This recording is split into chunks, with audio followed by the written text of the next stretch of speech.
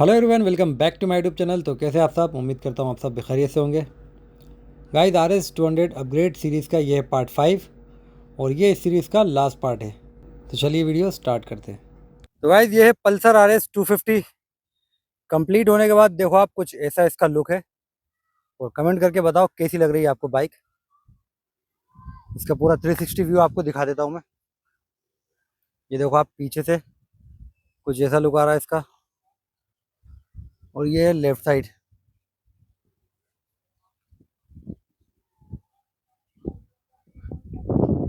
और ये है सामने से। बाइक तो शानदार लग रही है। और इंजन डालने के बाद परफॉर्मेंस भी इसकी थोड़ी बेटर हो गई है 200 से। तो अब मैं आपको बताता हूँ इसके अंदर क्या क्या काम हुआ है। तो सबसे पहले इसके अंदर डोमिनार का रियर एलॉय व्हील फिट हुआ था। उसके बाद फ्रंट एलॉय व्हील, KTM की suspension with dual disc brake. और हैंडल बार की बात करें तो जो टॉप प्लेट है ये वाली, ये KTM ड्यूक की है। और हैंडल जो है RS के स्टॉक हैंडल बार हैं ये। तो काफ़ी मेहनत लगी थी इनको, काफ़ी दिमाग लगाना पड़ा था, तब जाके इसके अंदर KTM के शॉकर के साथ RS का हैंडल बार हमने लगाया था। उसके बाद इसमें जो काम हुआ, सबसे मेन काम वो इसमें हुआ, डोमिनार 250 का इंजन इसमें चेंज हुआ। RS का इंजन निकाल के अपन ने लगाया डोमिनार 250 का इंजन। वायरिंग, ECU, स्पीडोमीटर और एग्जॉस्ट, ये सब इसमें डोमिनार 250 का लगा हुआ है। और हाँ, एक चीज़ और, इसके अंदर ABS ब्रेक भी हमने इंस्टॉल करा है। ABS पूरा सिस्टम लगाया है, तो आगे का और पीछे का दोनों ABS ब्रेक सिस्टम हो चुका है इसमें। और मीटर देख लो आप, ये भी डोमिनार का है ये। सेकेंडरी मीटर अभी फ़िलहाल हमने यहाँ लगा दिया। इसको यहाँ लगाने का सोचा था, लेकिन यहाँ पे जमेगा नहीं, जिस वजह से इसको हमने अभी फ़िलहाल यहाँ लगा दिया। इसको यहाँ पे कवरिंग कर दिया जाएगा तो ये अच्छा लगेगा यहाँ पर। बाकी देखेंगे और कुछ अगर लगेगा तो इसके लिए। तो ये है इसका डोमिनार का स्पीडोमीटर। ये सब काम हुआ इसमें। बाद में इसमें फिर पेंट जॉब हुआ। तो पेंट वर्क को छोड़ के बाकी सारे काम जो है अपन ने किए हैं इसको घर पे ही। इंजन वगैरह, सस्पेंशन, ब्रेक, ये सब हमने घर पे मॉडिफाइड किया है इसको। और इसमें स्विंग आर्म भी लगा है KTM का, ये देखो आप, इस तरफ से दिखाता हूँ मैं। तो ये KTM का स्विंग आर्म भी लगा है इसमें। और एलॉय व्हील दोनों डोमिनार 400 के। तो पीछे का टायर भी 150 सेक्शन का लग गया है इसमें।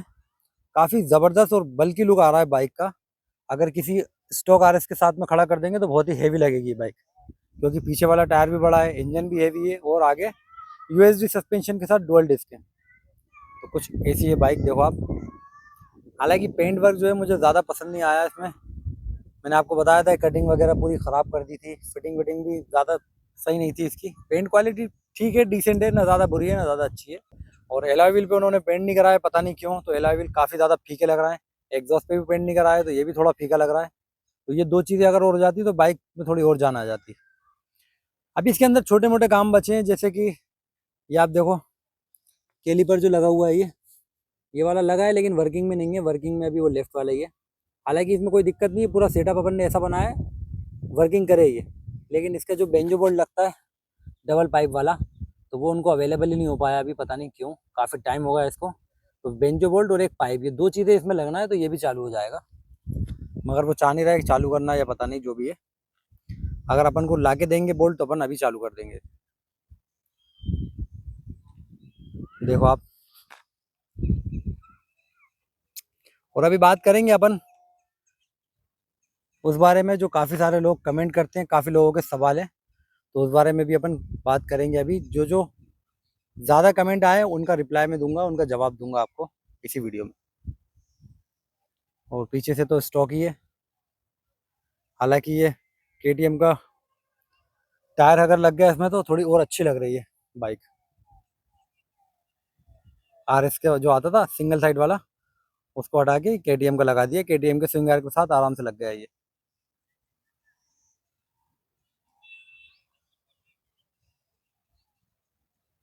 तो ये है कुछ बाइक का लुक। वैसे ओवरऑल देखा जाए ना तो बाइक काफ़ी शानदार लग रही है, बहुत ही ज़बरदस्त लग रही है बाइक। सिर्फ एलॉय व्हील में अगर वो पेंट हो जाता और ये स्टिकर वगैरह जो वाइट लगे इसमें निकाल दिए जाते तो गाड़ी और ज़्यादा खूबसूरत लगती। फ्रंट में देखो आप, इसमें ये DRL लगाए हुए हैं, ये ब्लूटूथ से कनेक्ट होते हैं ये।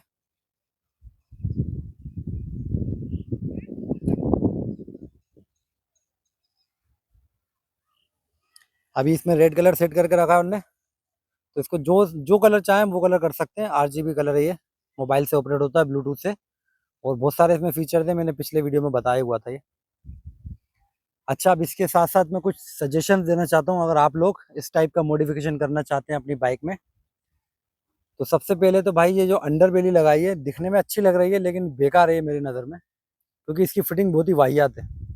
ये देखो स्क्रू यहाँ दिया है ना, जबकि स्क्रू लगा है यहाँ पर, तो ये बनावट इसकी थोड़ी गड़बड़ है। उसके अलावा क्वालिटी भी इसकी कुछ खास नहीं है। और फ्रंट में से देखो आप, बहुत ज़्यादा आगे है ये, टायर में बिल्कुल ज़रा सा गैप है ये, तो कम से कम इसको 1 इंच और पीछे होना चाहिए था। आगे आती है, अच्छी लगती है अंडर बेली, मगर इतनी भी ज़्यादा आगे नहीं होनी चाहिए। तो ये अंडर बेली मुझे बिल्कुल पसंद नहीं आई।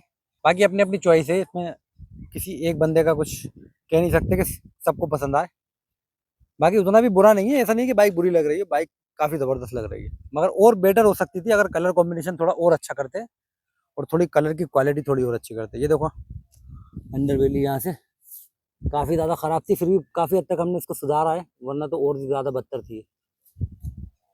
तो आप अगर ये मॉडिफिकेशन करना चाहें अंडर बेली, ये वाली बिल्कुल मत लगाइए। तो चलो आपको इसका साउंड और चेक करा देता हूँ मैं। वैसे तो काफ़ी बार कराया है, लेकिन कंप्लीट होने के बाद एक बार फाइनल देख लो आप। ये इसका आइडल साउंड, अब मैं आपको रैप करके और सुनाता हूँ।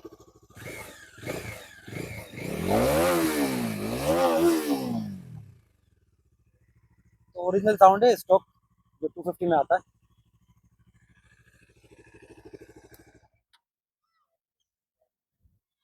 तो गाइस ये था बाइक का कंप्लीट होने के बाद लुक, जो कि यकीनन आपको पसंद आया होगा। काफ़ी मेहनत लगी इसे बनाने में, काफ़ी खर्चा हुआ है, तो वीडियो को लाइक और चैनल को सब्सक्राइब जरूर कर देना। तो चलो अब बाइक को थोड़ा चला फिरा कर देखते हैं, इसकी रोड परफॉर्मेंस और अच्छे से चेक करते हैं, और बात करेंगे उस बारे में भी जो सबसे ज़्यादा सवाल आए हैं लोगों के पिछली वीडियो में, तो उन पर भी बात करेंगे। तो चलो यहाँ से चलते हैं, बाइक को थोड़ा टेस्ट कर लेते हैं। तो गाइस ये है पल्सर RS 250, क्योंकि इसमें हमने लगाया है डोमिनार 250 का इंजन, और अब हम करने वाले हैं इसकी टॉप स्पीड चेक। हालांकि ये रोड जो है सिंगल रोड है, तो टॉप स्पीड तक ले जाना थोड़ा सा मुश्किल है, बट हम ट्राई करेंगे। लेकिन कम से कम हमें ये तो पता चल जाएगा कि पहले से लेके चौथे गियर तक बाइक कितनी स्पीड में जा रही है, तो ये भी हम टेस्ट कर लेंगे। और हो सका तो टॉप स्पीड ही चेक करेंगे, लेकिन रोड सिंगल है, इस वजह से ज़्यादा रिस्क नहीं लेंगे हम। चलो ट्राई करते हैं।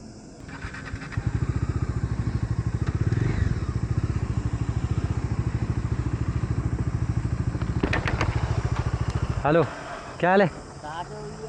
भोपाल। और कहाँ से आ रहा हो? घूमने निकले। My self Arif, BPL biker. Helmet क्यों नहीं पहनते आप लोग? बट हेलमेट पहना करो यार, सेफ्टी रहती है। हाँ, मैं तो बाइक टेस्ट करने आया था।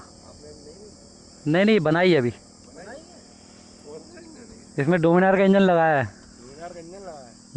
आप इंस्टा यूज़ करते हैं, यूट्यूब यूज़ करते हैं। सर्च करो BPL बाइकर।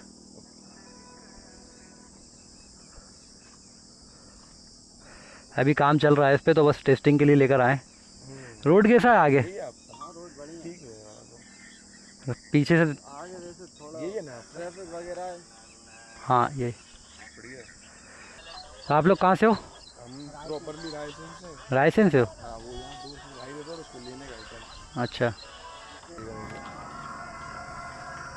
ये पूरा फ़ोन से शूट किया था, फ़ोन से एडिट किया। बढ़िया यार, अच्छा एडिट करते हो। चलो बढ़िया है, अच्छा लगा मिलके। निकलते हैं अब, फिर होती मुलाकात। रायसेन भी आता रहता हूँ वैसे मैं। बताना कभी आओ, राइडिंग करने बहुत मज़ा आता है। चलो देखते हैं। ओके।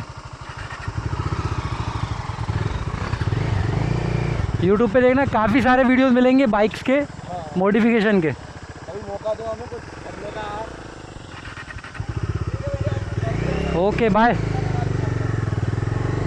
तो कुछ बाइकर मिले थे, ये अच्छा लगता है नए नए लोगों से मिलना।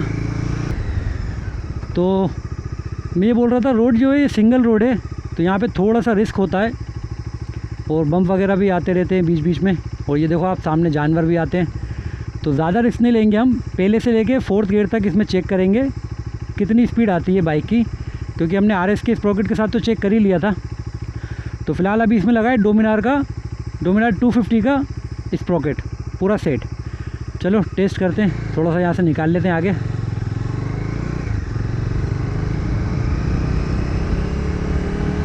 तो बाइक है अभी फर्स्ट गियर में, 53, 76, 100,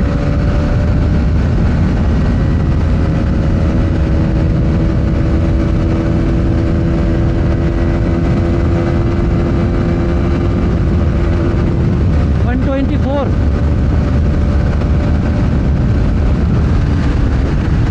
देखो गांव आ गया। बस यही दिक्कत है यहाँ पर, आसपास में कोई एक्सप्रेस वे भी नहीं है, वरना हम वहाँ पे बाइक पूरा खोल देते। तो 4th गियर में बाइक गई है 124, जबकि RS के स्प्रॉकेट के साथ बाइक गई थी 3rd गियर में 120। तो इतना फ़र्क पड़ता है स्प्रॉकेट चेंज करने से। थोड़ा और आगे ट्राई करते हैं।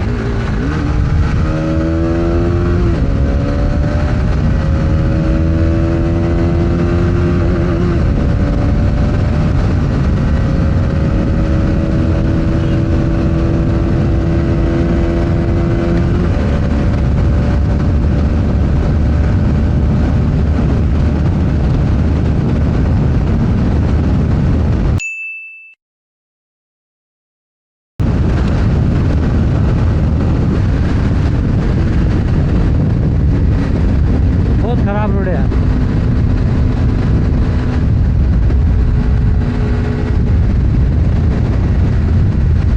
ये देखो बीच बीच में जानवर आ रहे हैं, गांव आ रहा है और सिंगल रोड है।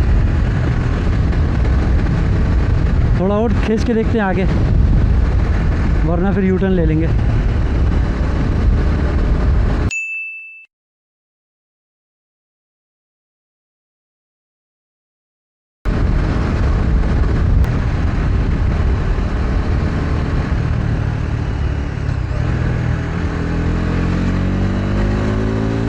बाइक चल तो बढ़िया रही है, काफ़ी स्मूथ चल रही है।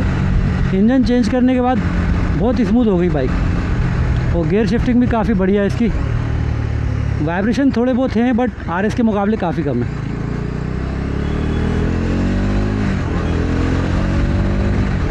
इधर तो बहुत लंबी लाइन लगी ट्रक की।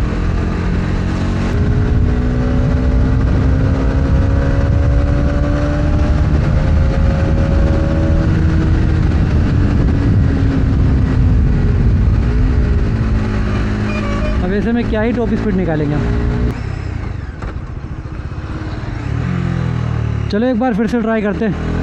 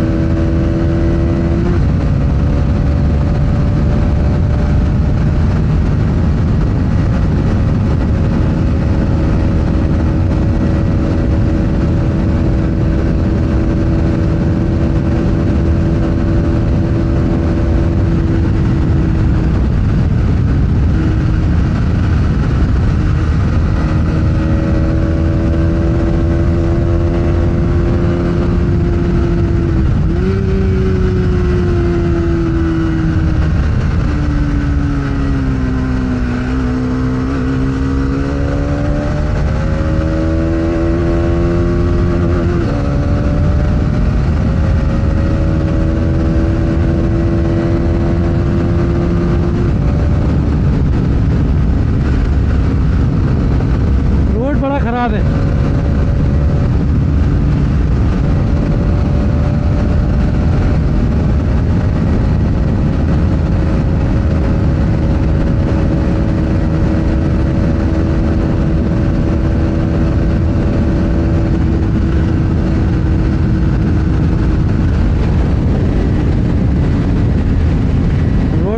ख़राब है गाइस, और इतना रिस्क नहीं ले सकता मैं कि बम्प्स के ऊपर थ्रोटल ना छोड़ूं।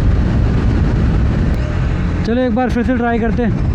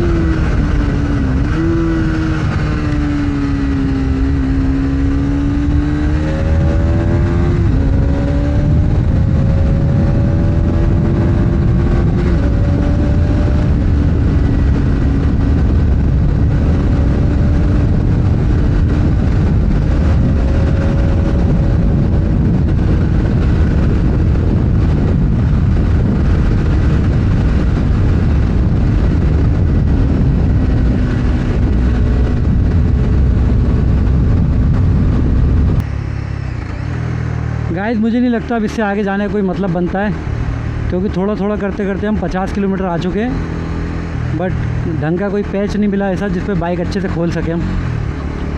तो अब यहाँ से हम यू टर्न ले लेते हैं, इससे ज़्यादा दूर जाने से कोई फ़ायदा नहीं है। करीब 50 किलोमीटर के आसपास हम आ चुके हैं।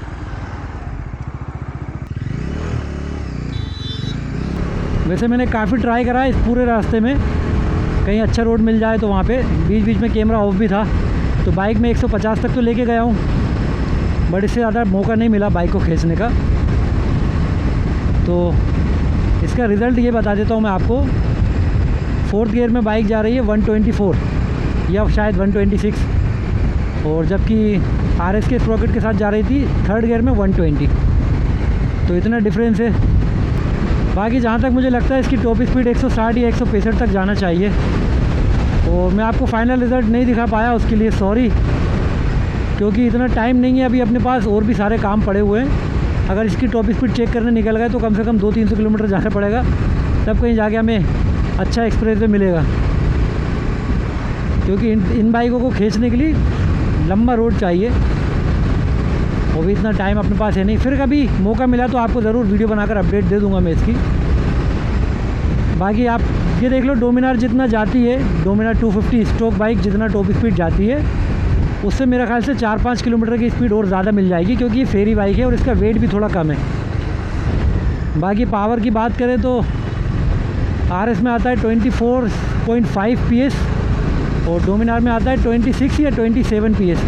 तो इसका वेट थोड़ा कम है, तो हम 29 या 30 PS मान सकते हैं इसको। डोमिनार से इसका वेट थोड़ा कम है।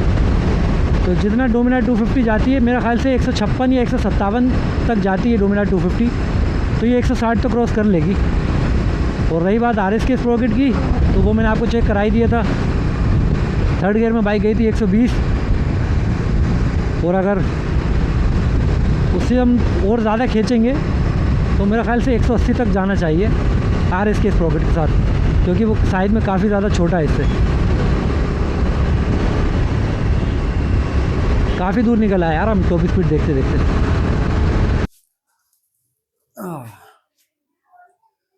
तो गाइस काफ़ी ज़्यादा लंबी राइड हो गई बाइक की टॉप स्पीड चेक करते करते, लेकिन हमको एक लंबी राइड करना भी थी ताकि हम बाइक को अच्छे से टेस्ट कर लें, कोई इसमें प्रॉब्लम वगैरह तो नहीं है बाइक डिलीवर करने से पहले। तो आपने देखा रोड पे कितने सारे इश्यूज़ थे, पोर्ट होल्स भी थे और सिंगल रोड भी था। और आज जो है अपने प्राइम मिनिस्टर साहब मोदी जी आ रहे हैं भोपाल, जिस वजह से कुछ ज़्यादा ट्रैफिक था आज, काफ़ी सारी बसें वगैरह आई, तो जिस वजह से हम टॉप स्पीड चेक नहीं कर पाए। और अपने आसपास कोई अच्छा रोड भी नहीं है इधर। अगर कोई एक्सप्रेस वे होता तो वहाँ पे बिल्कुल टेंशन फ्री होकर हम बाइक को भगा सकते थे, लेकिन इस रोड पे बाइक को भगाना काफ़ी ज़्यादा रिस्की हो सकता है। तो इतना रिस्क तो मैं बिल्कुल नहीं उठा सकता कि ज़रा सी टॉप स्पीड के चक्कर में अपनी जान को जोखिम में डाली जाए। बाकी ओवर स्पीडिंग का मुझे कोई शौक भी नहीं है, ना रेस वेस का मुझे कोई इतना चस्का है। मुझे बाइक चाहिए इनिशियल में पावरफुल होनी चाहिए, तभी बाइक चलाने में मज़ा आता है। अब जिस रोड पे मैंने बाइक चलाई है ये मैक्सिमम 150 गई थी ये, और कैमरे पे रिकॉर्ड हुआ 143। बाकी बीच बीच में कैमरा बंद भी करा था मैंने, फिर भी ट्राई करता रहा ताकि अच्छा रोड जहाँ मिलेगा वहाँ हम दोबारा से कैमरा ऑन करके फिर से रिकॉर्ड कर लेंगे। तो मैक्सिमम गई है बाइक 150 की स्पीड पे। हालांकि उसी रोड पे मैंने अपनी डोमिनार को 170 तक चलाया है, क्योंकि वो 400 सीसी का इंजन है, 40 पीएस पावर है, तो कम डिस्टेंस में वो जल्दी टॉप स्पीड पे पहुंच जाती है। लेकिन ये 250 सीसी का इंजन है, तो उस हिसाब से तो मैं आपको कंक्लूजन बता देता हूँ इस इंजन को चेंज करने के बाद बाइक में जो परफॉर्मेंस में क्या फ़र्क पड़ा है।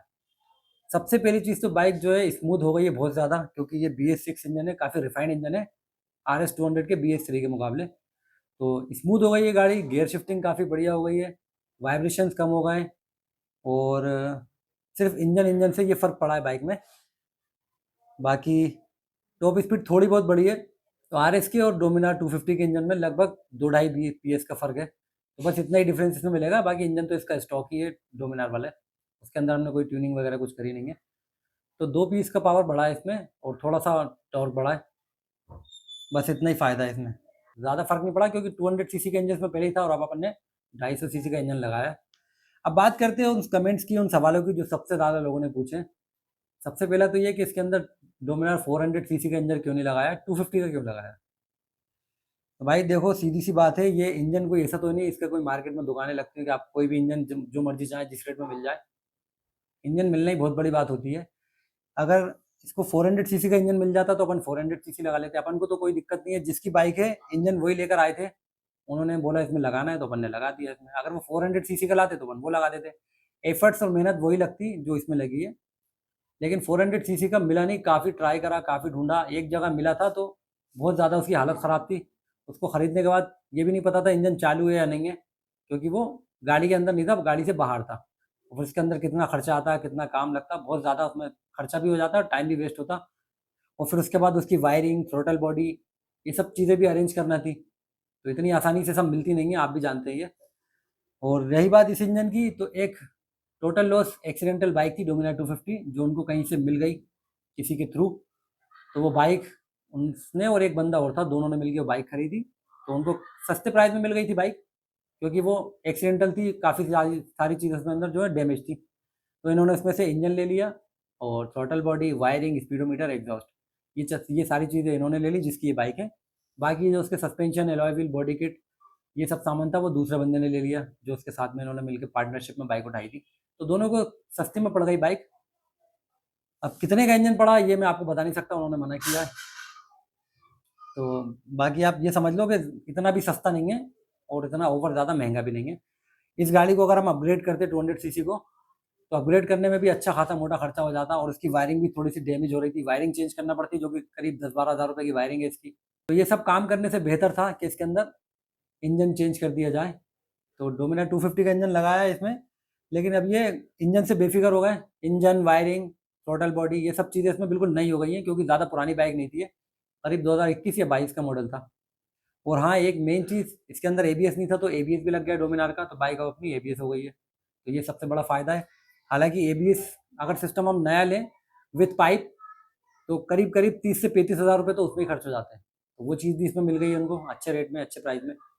तो ये वजह थी जिसके लिए हमने इसमें डोमिनार 250 का इंजन लगाया है। आई होप आप समझ गए होंगे।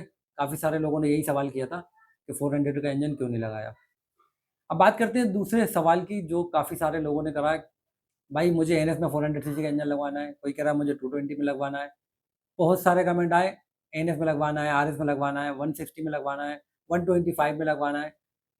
तो भाई जिसमें आपको लगवाना हो तो आप मेरे पास बाइक ला सकते हो, बट ये सारी चीज़ें आपको अरेंज करनी पड़ेंगी, जैसा कि इन्होंने करी थी। Engine, wiring, throttle body, ECU, ये सब आपको लेकर आना है, मैं फिट करके दे दूंगा। लेकिन NS, RS, ये दोनों बाइक ऐसी है, इसमें डोमिनार का, KTM का, कोई भी गाड़ी का इंजन लग जाएगा, तो इसमें फिक्र करने की जरूरत नहीं है। NS, RS और KTM, इनका फ्रेम बिल्कुल सेम ही है, इसमें कोई इशू नहीं है। कोई सी भी बाइक का इंजन किसी में भी अल्टी पल्टी किया जा सकता है, बस साथ में वायरिंग, ECU और थ्रोटल बॉडी और एयर फिल्टर का भी कुछ ना कुछ देखना पड़ता है। तो ये सब चीज़ें हो जाती हैं, लेकिन इतना मुश्किल नहीं है, हो जाएगा इसका काम। तो अगर आपको अपनी बाइक में पावर बढ़ाना है, इंजन चेंज कराना है, तो इंजन आपको लाना पड़ेगा। तो वो तो मुझसे या फिर आप किसी भी मैकेनिक से करवा सकते हैं, बट डिपेंड करता है कौन कैसा काम करता है। बात करें अब खर्चे की, काफ़ी सारे लोगों ने पूछा कि कितना खर्चा हुआ इस बाइक में, तो एक मोटा-मोटा अंदाज़ बता देता हूँ मैं। लगभग इसमें 1.5 लाख के आसपास रुपए लगा चुका है ओनर। इतना खर्चा इसमें कर दिया है अलग से मॉडिफिकेशन में, क्योंकि काफ़ी सारे मोड हुए हैं इसमें। Alloy wheel, tyres, disc plate, shockers, brake और इंजन, थ्रॉटल बॉडी, बहुत सारी चीज़ें इसमें आपने देखा ही है क्या-क्या काम हुआ है। तो करीब 1.5 लाख के आसपास इसमें खर्च हो चुका है पैसा। अब हर एक चीज़ का रेट मैं आपको बता नहीं सकता, क्योंकि मुझे भी हर चीज़ का रेट नहीं पता। मेरे को जो सामान चाहिए था बाइक के लिए मैंने बताया, बंदे ने मुझे ला के दिया, अरेंज करके मैंने फिट कर दिया। बस मेरा यही काम है। मैंने बाइक को बनाया, असेंबल किया है मैंने बाइक को। और बाकी जो इसके डीआरएल का लोगों ने पूछा डीआर कितने की है, इसका लिंक कहाँ है, तो भाई मुझे नहीं मालूम। करीब 2,500-3 हज़ार रुपये का प्राइस है इसका, लेकिन लिंक विंक नहीं है मेरे पास। जिस बंदे की बाइक है वही लेकर आया था, कहाँ से लाया था मुझे नहीं मालूम। और एक सवाल जो काफ़ी सारे लोगों ने करा कि भाई ये पहली आरएस नहीं है, इससे पहले आयुष वर्मा ने, अपने लखनऊ वाले आयुष वर्मा ने बनाई है RS 400। तो मैं जानता हूँ उन्होंने बाइक बनाई है और काफ़ी अच्छी बाइक बनाई थी उनने, और इसका इनकार नहीं कर रहा मैं। मैंने नहीं बोला कि मैंने उनसे पहले बाइक बनाई है, और ये बात मैंने इसलिए बोली है कि वन एंड ओनली बाइक है ये, क्योंकि काफ़ी सारी वजहें। पहली चीज़ तो आयुष वर्मा ने जो बाइक बनाई थी वो कंप्लीट नहीं करी थी उन्होंने, उससे पहले इस प्रोजेक्ट को ख़त्म कर दिया। तो आज की डेट में देखा जाए तो ये वन एंड ओनली है डोमिनार के इंजन के साथ। वो क्योंकि वो बाइक वापस स्टॉक हो चुकी है आयुष वर्मा वाली, तो अपनी बाइक अभी जो है वन एंड ओनली है। और दूसरी वजह ये है कि उन्होंने लगाया था 400 सीसी का इंजन। अगर आज भी वो बाइक होती तो इससे डिफरेंट ही होती, क्योंकि ये 250 सीसी है, तो देखा जाए तो उससे अलग ही है ये। और तीसरी चीज़, उसमें ब्रेक्स, टायर, सस्पेंशन, ये कुछ भी अपडेट नहीं था। ये अपनी गाड़ी में ब्रेक्स भी अपग्रेड है, टायर भी, सस्पेंशन भी, तो ये काफ़ी डिफरेंट है उससे। तो अभी देखा जाए तो मुझे नहीं लगता आरएस में किसी ने यूएसडी सस्पेंशन लगाया हो, साथ ही साथ डुअल डिस्क ब्रेक, और उसके साथ डोमिनार का इंजन और डोमिनार का स्पीडोमीटर। तो ये डोमिनार के सारी चीज़ें, ECU, वायरिंग, थ्रॉटल बॉडी, तो ये वन एंड ओनली बाइक ही है पूरे इंडिया में। और जहाँ तक मुझे लगता है पूरे वर्ल्ड में एक ही बाइक होगी ये, RS 250 सीसी के साथ, ये सारे मॉडिफिकेशन के साथ। तो मैंने बिल्कुल भी झूठ नहीं बोला आपसे, ये वन एंड ओनली ही है। एक बात और, कुछ लोगों ने स्टार्टिंग वाले वीडियो में कमेंट किए थे कि आपने झूठ क्यों बोला, अगर आप 250 का इंजन लगा रहा हो तो 400 का क्यों बोला। तो आप मेरी पूरी वीडियो चेक कर सकते हैं, सारी रील्स वगैरह जो भी शॉर्ट वीडियो, बड़े वीडियो मैंने डाले, किसी में भी मैंने नहीं कहा कि मैंने डोमिनार 400 का इंजन इसमें लगाया है। बस मैंने यही कहा है कि डोमिनार का इंजन लगाया है इसमें। सीसी का मैंने कुछ कुछ वीडियो में नहीं बताया, और बाकी वीडियो में मैंने बताया कि इसमें 250 सीसी का इंजन है। झूठ बोल के मुझे क्या मिलेगा, 400 हो या 250 फ़र्क क्या पड़ता है। मैंने जो काम करा वो तो 400 में भी वही काम होगा, 250 में भी वही काम होगा। तो मेरा मकसद ये था लोगों को बताना इस वीडियो के थ्रू कि अगर आप इंजन चेंज करना चाहते हैं तो वो पॉसिबल है या नहीं, और अगर पॉसिबल है तो उसकी प्रोसेस क्या रहेगी, उसका मेथड क्या रहेगा, ये मैंने बताया आपको। अगर आप करना चाहें, हो सकता है किसी का मूड बन जाए ऐसा 400 सीसी का इंजन लगाना, अच्छी बात है, लगाओ RS में या फिर NS में। तो जिस तरीके से मैंने लगाया है, जो जो इसके अंदर प्रॉब्लम्स आई हैं वो मैंने आपके साथ शेयर किए, तो काफ़ी सारी हेल्प हो जाएगी किसी भी बंदे की ये काम करने का। हमने फर्स्ट टाइम करा है तो हमें काफ़ी सारी मुसीबतें आई, काफ़ी सारी परेशानी आई, लेकिन धीरे धीरे करके हमने उनको सॉर्ट आउट कर लिया। लेकिन आपको तो फाइनल रिजल्ट मिल चुका है सामने, आपको परेशानी नहीं आएगी, आपके सामने एक एग्जाम्पल आ चुका है किस तरीके से काम करना है। और बात करें अगर टॉप स्पीड की, तो भले ही अपन चेक नहीं कर पाए, लेकिन इसका एक कैलकुलेट करने का एक तरीका होता है जो आप किसी भी बाइक का चेक कर सकते हो। मुश्किल से उसमें 2 से 3% का एरर आएगा, बाकी आप बिना बाइक को भगाए टॉप स्पीड निकाल सकते हो। बस आपको थोड़ी बहुत ही बाइक चलानी है, वो मैं तरीका आपको बताता हूँ। जैसे ये बाइक है, कोई भी बाइक हो, मैं इसका बताता हूँ आपको। आप बाइक चला रहे हैं हाईवे पे या कहीं भी, और टॉप गियर में आपने बाइक रखी है, 4000 आरपीएम पे आपकी बाइक चल रही है, तो आप देखेंगे जैसे ही लेवल 4000 आरपीएम को टच करता है तो बाइक के स्पीड में, स्पीडोमीटर में कितनी स्पीड आ रही है। जैसे इस बाइक में आती है 4000 आरपीएम पे, टॉप गियर में 63, 4000 आरपीएम पे 63 की स्पीड शो करती है बाइक। फिर हम 1000 आरपीएम और ऊपर लेके जाते हैं 5000 आरपीएम पे, तो वहाँ पे इसकी टॉप स्पीड हो जाती है 79, मतलब 1000 आरपीएम पे 16 की स्पीड गेन करती है ये। फिर नेक्स्ट आरपीएम पे जाते हैं अपन 6000 आरपीएम पे, तो फिर 16 की स्पीड गेन करती है, बाइक पहुंच जाती है 95 पे। तो 4000 से लेके 5000 तक 16 की स्पीड बढ़ी, 5000 से लेके 6000 तक फिर 16 की स्पीड बढ़ी, फिर 7000 आरपीएम तक फिर 16 की स्पीड बढ़ी, तो 7000 आरपीएम पे बाइक जाती है 111 किलोमीटर की स्पीड। तो कैलकुलेट ये है, हर आरपीएम पे बाइक जाती है 16 प्लस होती जाती है हर आरपीएम पे। तो 7000 आरपीएम पे हो गई 111, 8000 आरपीएम पे हो गई 127 और 9000 आरपीएम पे बाइक हो जाएगी 143 की स्पीड पे और 10,000 आरपीएम पे हो जाएगी 159 की स्पीड पे और बाइक जाती है 10,500 आरपीएम तक जाता है इसका। तो आप 8 की स्पीड और जोड़ लीजिए तो 167 इसकी टॉप स्पीड निकल के आती है। अगर ये 10,500 आरपीएम तक पहुंच जाती है तो उसको पहुंचने के लिए थोड़ा सा टाइम लगता है, रोड लंबा चाहिए। तो आप 165 मान लीजिए, तो इतनी स्पीड ये निकाल देगी 165, मुझे पूरा पूरा भरोसा निकाल देगी ये डोमिनार का स्प्रोकेट के साथ बता रहा हूँ मैं आपको। और वही अगर आरएस का स्प्रोकेट लगाएं इसमें तो बाइक कम से कम 180 क्रॉस कर जाएगी, जैसा कि मैंने आपको 2 वीडियो पहले बताया था। थर्ड गियर पे बाइक 120 की स्पीड पहुंच चुकी थी, तो उसके बाद भी 3 गियर और बचे थे, तो लगभग ये 180 तक पहुंच जाती, लेकिन बहुत ही ज़्यादा टाइम लगता उसमें। और जैसा कि मैंने आपको बताया, इनिशियल में बाइक में दम होना चाहिए, टॉप स्पीड इसमें मायने नहीं रखती। हर आदमी रेस नहीं करता और हर आदमी को रेस करना भी नहीं चाहिए, बहुत ज़्यादा रिस्की होता है ये। ओवर स्पीडिंग में ही अक्सर आपने देखा होगा जिन एक्सीडेंट में लोगों की जान गई है वो ओवर स्पीडिंग में ही गई है। अगर आप नॉर्मल बाइक चला रहे हैं, एक्सीडेंट तो उसमें भी हो सकता है, लेकिन जान जाने का खतरा नहीं है उसमें। माइनर से आपको स्क्रैचेस लग सकते हैं या हो सकता है कुछ फ्रैक्चर हो जाए कम स्पीड पे, लेकिन यही अगर हाई स्पीड पे एक्सीडेंट होता है तो इसमें ज़िंदगी आपकी ख़राब हो सकती है, आपकी जान जा सकती है। तो मैं बिल्कुल भी रिकमेंड नहीं करूँगा आप ओवर स्पीडिंग करें। हाँ, अगर ओवर स्पीडिंग करना ही है आपको तो एक्सप्रेस वे पर जाएँ, वहाँ पे चांसेस जो है रिस्क के बहुत कम होते हैं, तो वहाँ पे आप अपनी बाइक को चेक कर सकते हैं। और अगर जिन लोगों को रेस करने का शौक है, जो रेस लगाते हैं आपस में, पहले तो अवॉइड करो, इनसे कोई फ़ायदा नहीं है। ज़रा से चस्के के चक्कर में काफ़ी सारे लोगों की जान गई है। फिर भी अगर आपको कीड़ा है, नहीं मानते आप, तो एक्सप्रेस वे पे जाइए, वहाँ पे आप अपनी, समझ गए आप, शांत कर लीजिए। तो ठीक है गाइस, मुझे लगता है जो भी इंपॉर्टेंट सवाल थे मैंने आपके इसमें पिकअप कर लिए और उनके आंसर भी आपको कर दिए। बाकी फिर भी अगर कोई डाउट हो, कोई सवाल हो, तो आप बिंदास होकर कमेंट कर सकते हैं। आने वाली वीडियो में मैं इसका रिप्लाई कर दूंगा। तो चलिए इस वीडियो को यहाँ पर एंड करते हैं। उम्मीद करता हूँ आपको वीडियो पसंद आई होगी, अपना काम पसंद आया होगा, ये पूरी सीरीज़ आपको पसंद आई होगी। तो आप कमेंट करके ज़रूर बताइए और आप कहाँ से वीडियो देख रहे हैं, अपनी जगह का नाम, मैं बार बार बोलता हूँ, अपनी जगह का नाम ज़रूर कमेंट किया कीजिए। तो उससे मोटिवेशन मिलता है, मुझे लगता है कि हाँ वीडियो इतनी दूर तक जा रही है, यहाँ तक लोग देख रहे हैं वीडियो को। तो इसलिए मैं बोलता हूँ आपसे, अच्छा कमेंट कीजिए और अपनी जगह का नाम कमेंट कीजिए, और कोई भी डाउट हो आपके मन में, कोई सवाल हो, तो वो भी कमेंट कीजिए। चलिए ये सीरीज़ यहाँ पे एंड होती है, RS 200 की अपग्रेड सीरीज़। मिलते हैं कुछ नए टॉपिक के साथ, नए मॉडिफिकेशन के साथ। तब तक के लिए अपना ख्याल रखिए। Good bye.